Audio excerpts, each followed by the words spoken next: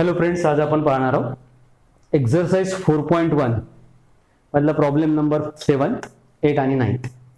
आता 7, 8 आणि 9 याच्यातला 7 आणि 9 प्रॉब्लेम थोडासा महत्त्वाचा प्रॉब्लेम आहे. आता हे प्रॉब्लेम कसं सॉल्व्ह करायचं तर पहा, लक्ष द्या. आता 7 प्रॉब्लेम आपण पाहू. 7 प्रॉब्लेम आहे, find the combine equation of the pair of lines passing through the origin and making equilateral triangle with the line y is equal to 3. इथे तुम्हाला कंबाईन इक्वेशन काढायचं पेअर ऑफ लाईन्स आणि ते condition दिली आहे. कोणती condition आहे तर ते दोन्ही लाईन्स ज्या आहेत त्या y इज इक्वल टू 3 या लाईन सोबत इक्विलॅटरल ट्रायंगल तयार करतात. आता या प्रॉब्लेमला आपण सॉल्व्ह करू. तर सगळ्यात पहिले डायग्राम काढायची. आता डायग्राम करताना काय करायचं पहा, लक्ष द्या. एक्स एक्सिस वाय एक्सिस आणि आता सगळ्यात पहिले काढू आपण line y is equal to 3. आता लाईन y इक्वल्स टू 3 जी लाईन आहे, y इक्वल्स टू लाईनचं इक्वेशन जर असेल तर ती line always parallel to X axis. ती लाईन जी असते ती कोणत्या एक्सिसला पॅरलल असते? y एक्स एक्सिसला. पहा लक्षात घ्या, हा एक्स एक्सिस आहे, हा y एक्सिस आहे, ही लाईन आहे पॅरलल. आता आपल्या ज्या दोन लाईन आहे ज्यांचं जॉईंट इक्वेशन आपल्याला काढायचं आहे त्या लाईन्स ज्या आहेत त्या या y is equal to 3 line सोबत इक्विलॅटरल ट्रायंगल तयार करतात. Both are passing through origin. पहा लक्षात द्या. आता मी एक लाईन काढली, ही लाईन ओरिजिन मधून जात आहे, ही दुसरी लाईन काढली, ही सुद्धा ओरिजिन मधून जाते आणि इथे एक ट्रायंगल तयार झाला या y इक्वल्स टू 3 सोबत. पहा इथे लक्ष द्या, या प्रॉब्लेम मध्ये लाईनचं equation y is equal to 3 असेल, दिलेल्या लाईनचं y इक्वल्स टू 2 असेल, y इक्वल्स टू 1 असेल, तरी सोडवण्याची मेथड सेम आणि मिळणारा आन्सर सुद्धा सेम. आलं? आता पहा, सगळ्यात पहिले मी y इक्वल्स टू 3 लाईन काढली, ती x एक्सिसला पॅरलल आहे. आता आपल्या रिक्वायर्ड लाईन्स ओरिजिन मधून जातात, या दिलेल्या लाईन सोबत इक्विलॅटरल ट्रायंगल तयार करतात. मी इक्विलॅटरल ट्रायंगल तयार करतो. आता इक्विलॅटरल ट्रायंगल असेल तर साहजिकच हा अँगल OAB हा 60 डिग्रीचा राहील आणि अँगल OBA हा सुद्धा 60 डिग्रीचा राहील. आता सगळ्यात पहिले मी या दोन्ही लाईनचं इन्क्लिनेशन काढतो. तर आता OA लाईनचं इन्क्लिनेशन मला काढायचं. आता इन्क्लिनेशन म्हणजे काय हो, तुम्हाला माहिती आहे इन्क्लिनेशन म्हणजे काय? इन्क्लिनेशन म्हणजे असा अँगल जो त्या लाईननी एक्स एक्सिसच्या पॉझिटिव्ह डायरेक्शन सोबत केलेला अँगल. आता OA लाईनचं इन्क्लिनेशन जर काढायचं असेल तर पहा लक्षात, हा अँगल 60 डिग्रीचा असेल तर हा सुद्धा अँगल 60 डिग्रीचा आहे, अल्टरनेट अँगल्स. आणि इथे सुद्धा हा अँगल OBA हा 60 डिग्रीचा असेल, तिकडचा हा 60 डिग्रीचा होईल. पहा लक्षात द्या. थोडंफार इन्क्लिनेशन ऑफ लाईन OA तर डायरेक्टच मिळते. आता OB लाईनचं इन्क्लिनेशन काढायचं असेल तर हे OB लाईनचं इन्क्लिनेशन आहे. आता याला काढायचं असेल तर पहा लक्षात द्या, हा 60 आहे म्हणून इकडचा हा अँगल BOX डॅश हा सुद्धा किती डिग्रीचा येईल? 60 डिग्रीचा. आणि हे पूर्ण स्ट्रेट लाईन आहे, लिनियर पेअर. लिनियर पेअर असेल तर 180 मधून 60 गेले तर येईल 120. हे थोडंफार लक्षात ठेवायचं. बस एवढं लक्षात ठेवलं, बाकी सगळं प्रॉब्लेम सोपं आहे. आता late OA and OB be the required lines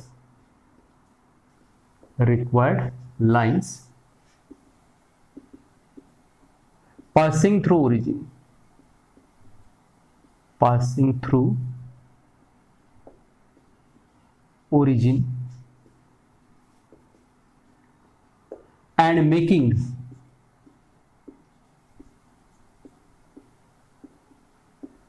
equilateral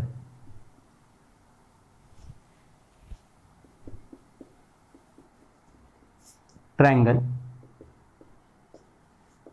with line y equals to 3. जे दिलाय ते लिहिलं, जो पे तुमच्या क्वेश्चन मध्ये डायलॉग दिला जो जसा तसा लिहून टाकायचा. आता from figure as shown in figure इथे लिहून टाका, ॲज शोन इन फिगर.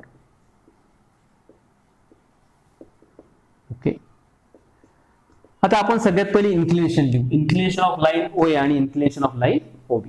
सगळ्यात पहिले लिहू, therefore inclination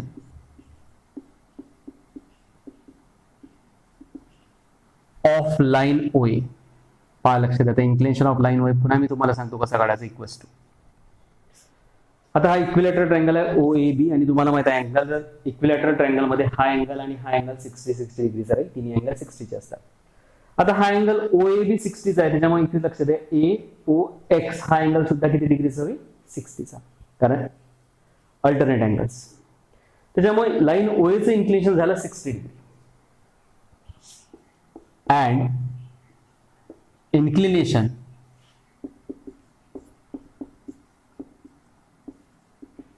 of line OB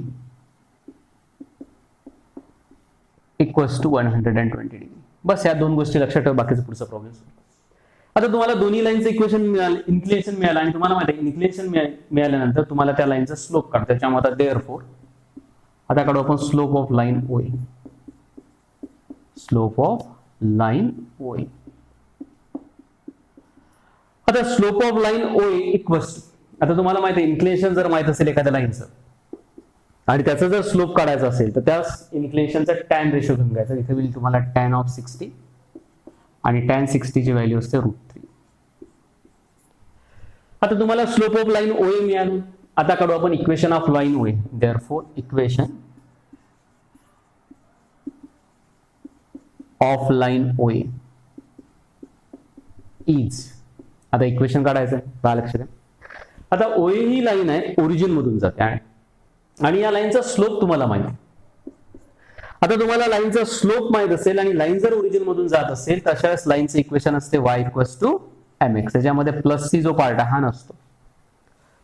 आता इथे m ची व्हॅल्यू म्हणजे स्लोप तुम्हाला मिळाला आहे √3 आणि इथे y आणि x घ्यायचं. Equation of line y is equal to y equals to, आता m जो आहे m च्या ऐवजी लिहायचं स्लोप √3x.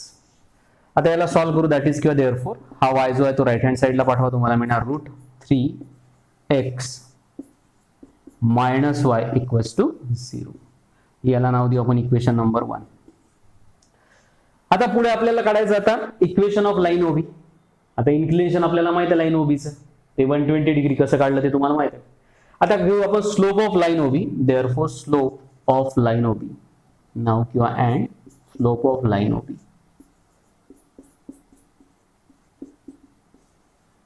Line OB. आता स्लोप ऑफ लाईन ओबी काढताना आता लाईन ओबीचं इन्क्लिनेशन जे आहे ते 120 डिग्री आहे. त्याच्यामुळे स्लोप ऑफ लाईन ओबी होईल टॅन ऑफ 120 डिग्री. आता टॅन 120 ची व्हॅल्यू जर लिहायची असेल तर डायरेक्टली लिहिता येईल किंवा आता याला सॉल्व्ह करू. पहा आता याला कसं सॉल्व्ह करायचं आहे. आता मी टॅन ऑफ या 120 ला याची व्हॅल्यू डायरेक्ट तर माहित नाही, याला लिहिता येईल आपल्याला 180 मायनस 60. ओके. आता या ठिकाणी या 120 ला मी 180 मायनस 60 लिहिलं. आता इथे फॉर्म्युला अप्लाय करायचा, लार्ज अँगल फॉर्म्युला. आता लार्ज अँगल फॉर्म्युला काय असते हा फॉर्म्युला तुम्हाला माहित आहे. लार्ज अँगल फॉर्म्युला लक्ष द्या, लार्ज अँगल फॉर्म्युला. आता हा लार्ज अँगल फॉर्म्युला आपल्याला अप्लाय करायचा. आपल्याला लार्ज अँगल फॉर्म्युला माहित आहे टॅन ऑफ, त्याच्यातला एक फॉर्म्युला, भरपूर सारे फॉर्म्युले, tan of pi minus theta. आता पाय म्हणजे 180 डिग्री आणि थीटा जो आहे तो कुठला तरी अँगल आहे. Tan of pi minus theta काढताना आपल्याला तुम्हाला माहित आहे जर लार्ज अँगल फॉर्म्युल्यामध्ये पाय जर असेल तर टॅन रेशो हा टॅन रेशोच राहतो, त्याच्यामुळे इथे येईल टॅन थीटा. आता लिहायचं मायनस किंवा प्लस. आता टॅन पाय मायनस थीटा म्हटलं तर हा 180 डिग्री पेक्षा छोटा अँगल आहे आणि 180 डिग्री पेक्षा छोटा जर अँगल असेल तर तो सेकंड क्वाड्रंट मध्ये येतो. आणि सेकंड क्वाड्रंट मधला अँगल जर असेल तर तुमच्या ऍड शुगर टू कॉफी नुसार सेकंड क्वाड्रंट मध्ये फक्त साइन आणि कोसेक पॉझिटिव्ह असतात, बाकी सर्व निगेटिव्ह. त्याच्यामुळे हा फॉर्म्युला येईल तुमचा tan of 180 minus 60 is equal to minus tan 60 आणि मायनस टॅन 60 ची व्हॅल्यू तुम्हाला माहित आहे मायनस √3. हा मिळाला स्लोप ऑफ लाईन ओबी. आता एकदा स्लोप मिळाला की आता लाईन ओबीचं तुम्हाला इक्वेशन काढायचं. आता लाईन ओबीचं इक्वेशन काढू आपण. Therefore equation of line OB. Therefore equation of line OB. Equation of line OB is, आता लाईन ओबीचं इक्वेशन काढताना सेम त्याच पद्धतीने y is equal to mx. आता इथे m ची व्हॅल्यू म्हणजे लाईनचा स्लोप तो आहे मायनस √3, त्याच्यामुळे इथे येईल मायनस √3x. आता ही निगेटिव्ह टर्म जी आहे तिला लेफ्ट हँड साइडला पाठवा, तुम्हाला मिळणार √3x plus y equals to 0 आणि हे झालं तुमचं इक्वेशन नंबर 2. आता या दोन्ही लाईनचं जॉईंट इक्वेशन काढायचं, त्याच्यामध्ये therefore their joint equation is, therefore joint equation is. आता या दोन्ही लाईनचं जॉईंट इक्वेशन, पहिली लाईन आहे तुमची √3x मायनस y,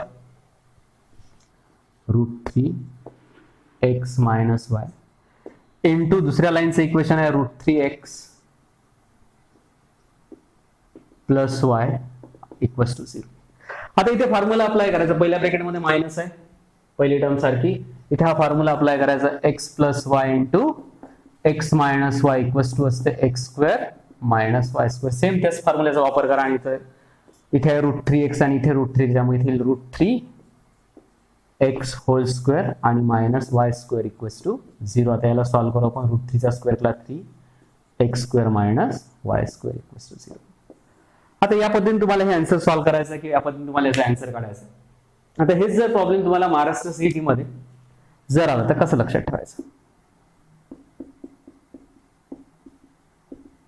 आता महाराष्ट्र सीईटी मध्ये काय करायचं, इथे तुम्हाला लाईनचं सेम याच पद्धतीचा प्रॉब्लेम राहील. The joint equation of the line passing through origin making equilateral triangle with the line y equals to 3 राहील किंवा y इक्वल्स टू 2 राहील किंवा y इक्वल्स टू 1 राहील. अशा वेळेस सरळ सरळ याचे आन्सर पाठ ठेवायचं. याचा आन्सर असते 3x square minus Y square.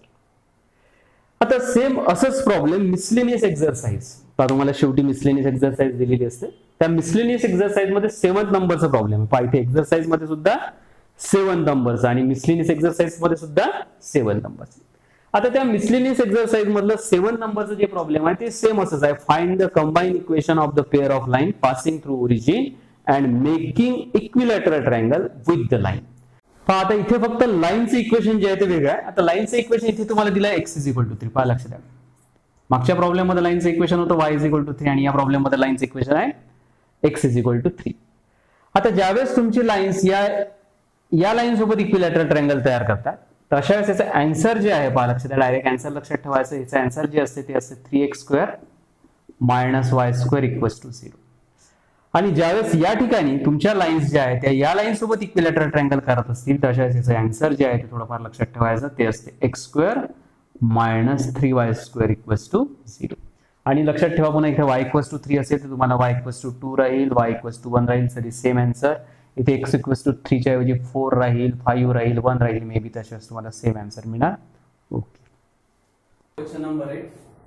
आता या प्रॉब्लेम मध्ये तुम्हाला दिलं आहे if slope of one of the lines given by ax square plus 2hxy plus by square equals to 0 is 4 times the other, then show that 16x square is equal to 25. आता या प्रॉब्लेमला तुम्हाला solve करायचं. आता हे जे problem आहे तुम्ही याच्या आधी अशा टाइपचे प्रॉब्लेम सॉल्व्ह केले, फाइंड द के किंवा find the condition that, same त्या मेथडचा प्रॉब्लेम आहे. इथे तुम्हाला एक इक्वेशन दिलं आहे होमोजिनियस सेकंड डिग्री इक्वेशन आणि या दोन्ही इक्वेशन दोन लाईन रिप्रेझेंट करते आणि एक कंडिशन दिली आहे की त्याच्यातल्या एका लाईनचा स्लोप जो आहे तो दुसऱ्या लाईनच्या स्लोपच्या 4 टाइम्स आणि त्याच्यावर तुम्हाला 16x square is equal to 25 हे तुम्हाला आहे सोल्युशन. आता मागच्या सारखं सेल्फ सॉल्व्ह करू. Let m1 and m2 be the slope of the lines,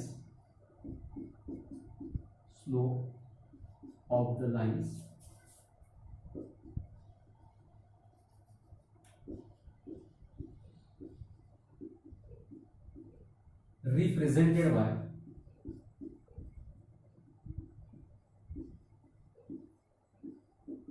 equation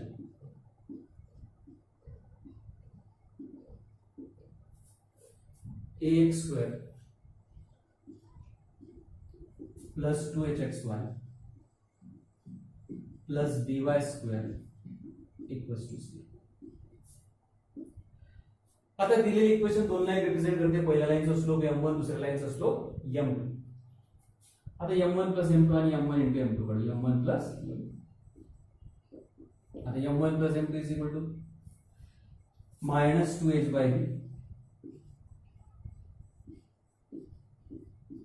and m1 into m2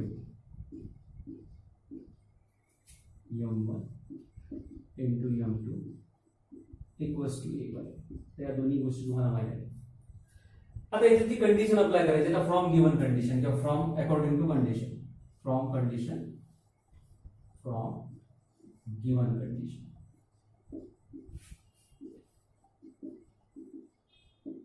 आता दिलेली कंडिशन काय का slope of one of the line is 4 times the other, म्हणजे कुठल्या तरी एका लाईनचा स्लोप जो आहे तो दुसऱ्या लाईनच्या स्लोपच्या 4 टाइम्स आहे. From given condition let m2 equals to 4m1. ठीक आहे. आता एक काम करू, याला पूर्ण याला इक्वेशन याला नाव देऊ इक्वेशन नंबर 1 आणि हे होईल तुमचं इक्वेशन नंबर आता ही m2 ची व्हॅल्यू घ्यायची आणि इक्वेशन 1 मध्ये पुट करायची from 1 and 2 from equations 1 and 2. आता इक्वेशन 1 आणि 2 वर इक्वेशन 2 मध्ये m2 ची व्हॅल्यू जी आहे ती 4m1 आहे ती याच्यामध्ये पुट करायची. बोला काय मिळणार तुम्हाला m1 प्लस आता m2 आहे m2 ची जागा काय पुट करायचं 4m1 इक्वल्स टू तुम्हाला मिळणार -2h/v. therefore येईल m1 plus 4m1 येईल 5m1 equals to -2h/v. Okay. आता हा जो 5 आहे याला सुद्धा आपण राइट हँड साइडला ट्रान्सफर करू. तुम्हाला मिळणार m1 equals to -2h आणि हा मल्टिप्लिकेशन मधला 5 ह्याला डिवायडेशन मध्ये. आता अँड सेम असंच आता m1 into m2 ची व्हॅल्यू तुम्हाला a/b दिली आहे. आता इथे m2 च्या जागेवर पुन्हा पुट करायचं 4m1. तुम्हाला मिळणार m1 into m2 च्या जागेवर 4m1 equals to a/b. आता m1 into 4m1 हे होईल 4m1 square equals to a/b. आणि शेवटी तुम्हाला मिळणार m1 square equals to a/4. आता इकडे m1 स्क्वेअर आहे तर इथे तुम्हाला m1 स्क्वेअर पाहिजे किंवा आता पाय लक्ष द्या. आता ही m1 ची व्हॅल्यू घ्यायची आणि ती या इक्वेशन मध्ये काय करायची पुट करायची. आता याला नाव देऊ आपण इक्वेशन नंबर 3 आणि याला नाव देऊ थोड्यासाठी इक्वेशन नंबर 4. आता from equation 3 and 4 from equations 3 and 4 हा लक्ष द्या सोपं आहे.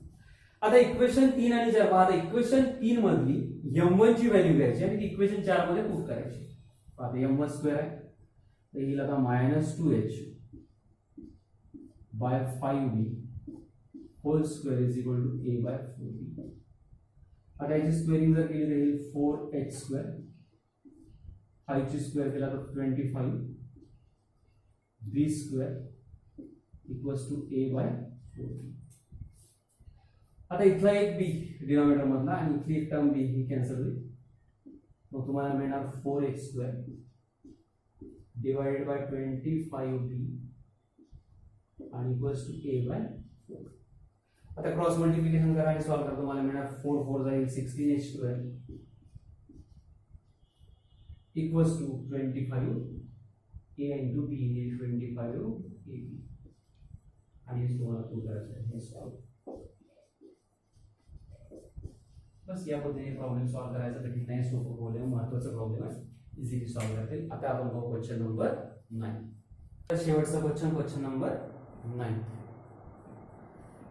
If one of the lines given by ax square plus 2hxy plus by square equals to 0 bisect an angle between coordinate axes, then show that a plus b whole square is equal to 4h.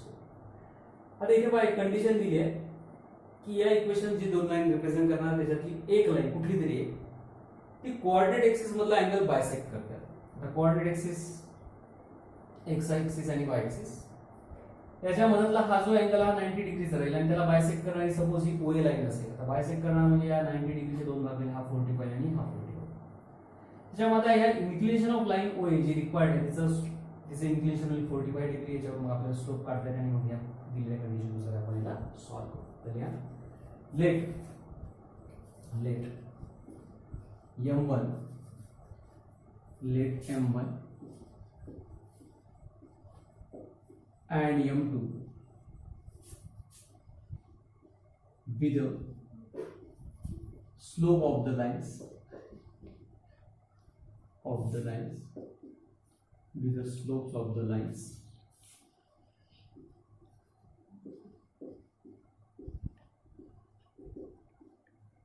given by equation ax square plus 2hxy plus by square equals to 0. आता हे problem same मागच्या मेथडने solve करायचा. Same तसाच dialogue इथे apply करायचा. Let m1 and m2 with the slope of line. पहा dialogue तोच आहे सेंटेन्स विसरायचं नाही, सेंटेन्स सेम सगळ्या प्रॉब्लेम मध्ये आपण एकच मेथड अप्लाय करतोय, वेगळ्या मेथडने सॉल्व्ह करतोय, ते पण जनरली एक प्रॉपर मेथड ठेवायची. आता हे इक्वेशन दोन लाईन रिप्रेझेंट करणार, त्याच्यातल्या पहिल्या लाईनचा स्लोप m1, दुसऱ्या लाईनचा स्लोप m2, आणि आता पुन्हा सेम तसंच बोला m1 प्लस m2. आता m1 plus m2 is equal to येईल -2h/b अँड पुन्हा सेम तसंच m1 into m2 equals to येईल a/. हा सोपा प्रॉब्लेम. तर इथपर्यंत काढल्यानंतर आता तुमची दिलेली कंडिशन अप्लाय करायची. काय हो दिलेली कंडिशन? तर दिलेल्या कंडिशन मध्ये याच्यातली एक लाईन जी आहे या दोन लाईन की ती कोऑर्डिनेट ऍक्सिस मधल्या अँगलला काय करते? बायसेक्ट करते. Let OA be the line which bisect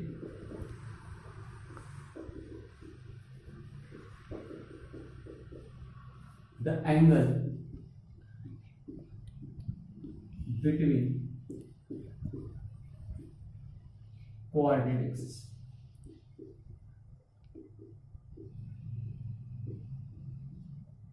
okay. आता या दोन लाईन पैकी एक लाईन सपोज OA आहे आणि ती कोऑर्डिनेट ऍक्सिस मधल्या अँगलला बायसेक्ट करते, as shown in figure. As shown in figure. Okay. आता ही OA जी लाईन आहे ती अँगल बायसेक्ट करा. एक्स ऍक्सिस आणि वाय ऍक्सिस मध्ये हा 90 चा अँगल असतो, त्याला ही लाईन बायसेक्ट करते, म्हणजे हा जो अँगल आहे हा 45 डिग्री XOA किंवा AOX. आता हा अँगल 40 डिग्रीचा आहे, याचा अर्थ या लाईन OA चे इन्क्लिनेशन किती राहील? एक्स ऍक्सिस च्या बाजूने. Therefore inclination of line OA equals to 45 degree. आता लाईन OA चे इन्क्लिनेशन मिळालं, याच्यावर आपण स्लोप काढू. Slope of line OA, slope of line OA. आता स्लोप ऑफ लाईन OA काढताना tan ऑफ इन्क्लिनेशन लाईनचं किती? इन्क्लिनेशन 45 डिग्री, आणि tan 45 ची व्हॅल्यू तुम्हाला माहिती आहे किती असते नेहमीसाठी 1. आता या लाईन OA चा स्लोप जो आहे तो 1 मिळाला, आणि लाईन OA ही या इक्वेशन मधली एक लाईन आहे, म्हणजे तिचं एक ते m1 आहे किंवा m2 आहे. त्यामध्ये लेट m1 इक्वल्स टू 1. आता याला वरती जे मिळालं त्याला इक्वेशन नंबर 1 नाव देऊ, त्याच्यानंतर हे जे इक्वेशन आहे आपण इक्वेशन नंबर 2 नाव देऊ, आणि ही आता m1 ची व्हॅल्यू घ्यायची आणि इक्वेशन 1 मध्ये पुट करायची. Put in equation 1. आता ही व्हॅल्यू इक्वेशन 1, आता इक्वेशन 1 मध्ये ही व्हॅल्यू पुट करायची. आता m1 ची व्हॅल्यू 1 आहे, ती इक्वेशन 1 मध्ये पुट करा. तुम्हाला मिळणार पहा m1 ची value 1 plus m2 equals to -2h/b and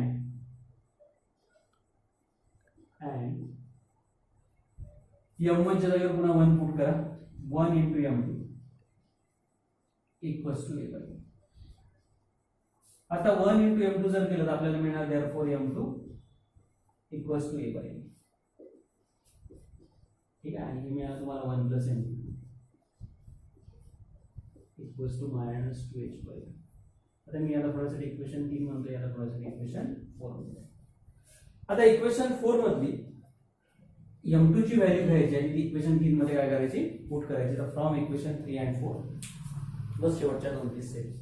आता फ्रॉम इक्वेशन 3 and 4, फ्रॉम